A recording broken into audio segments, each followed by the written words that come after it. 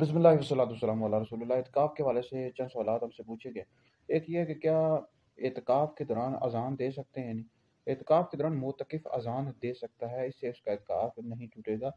دوسرا سوال یہ آیا کہ کیا معتکف سلام کا جواب دے سکتا ہے؟ سلام کر سکتا ہے، سلام بھی کر سکتا ہے، سلام کا جواب بھی دے سکتا ہے۔ تیسرا سوال یہ آیا کہ اگر آپ معتکف ایسی مسجد میں بیٹھا ہوا ہے کہ جہاں پر جمعہ نہیں ہوتا تو پھر کیا کیا جائے؟ جمعہ پڑھنے کے لیے دوسری مسجد میں آپ جا سکتے ہیں، لیکن خطبے سے پہلے جائیں، تھوڑی دیر پہلے جائیں، اور پھر جمعہ کی نماز پڑھ کے سنتیں پڑھ کر جلدی مسجد میں واپس تشریف لے آئیں۔ اور ایک سوال یہ ہے کہ کیا معتکف اعتکاف کے دوران ٹھنڈک حاصل کرنے کے لیے غسل کر سکتا ہے؟ بالکل کر سکتا ہے۔ بہرحال دو قول ہے، ہمارا فتویٰ یہی ہے کہ ٹھنڈک حاصل کرنے کے لیے غسل کر سکتے ہیں۔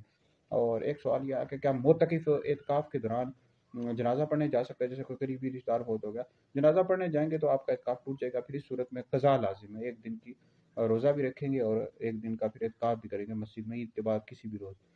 اور باقی موبائل یوز کر سکتے، دیکھیں کوئی ضروری بات ہو، گھر سے کھانا وغیرہ منگوانا ہو تو بات کریں، وگرنہ مسجد میں موبائل استعمال نہ کریں، قرآن مجید کی تلاوت کریں، نوافل پڑھیں، نبی کریم علیہ السلام پر درود پڑھیں، حضور علیہ السلام کی سیرت پر مشتمل کتابوں کا مطالعہ کریں۔ مزید کوئی سوال کرنا ہو تو آپ نیچے کمنٹس میں کر سکتے ہیں۔ اس طرح میرا مفتی دانش حیدری بریلوی فیس بک ہے، اردو میں لکھیں گے آ جائے گا، وہاں میرے فتاوی جات موجود ہیں، وہاں مطالعہ کرنے ویڈیوز موجود ہیں۔